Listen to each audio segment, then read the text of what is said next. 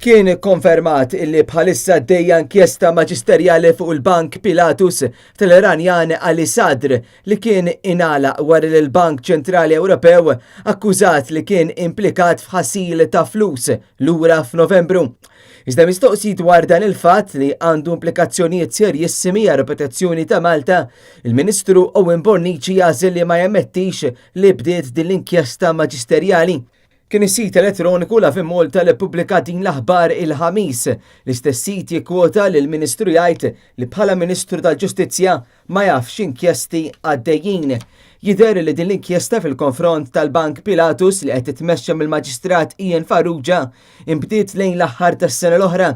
Il-Chairman ta' Pilatus, Ali Sadr, kien arrestat f'Marzu li għadda fuq akkużi li kiser sanzjonijiet tal-Istati Uniti. L-investigazzjonijiet juru li Ali Sadr ħoloq diversi kumpaniji u banek barra mill-pajjiż biex għadda $115 miljun f'kummerċ mill-Venezuela mal-Iran permezz ta' banek fl-Istati Uniti.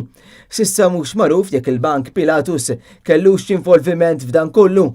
Il-bank ġie reġistrat f'pajjiżna f'Diċembru tal-2013, jiġifieri xahar biss wara l-aħħar transazzjoni illegali li nkixfet mill-investigaturi Amerikani.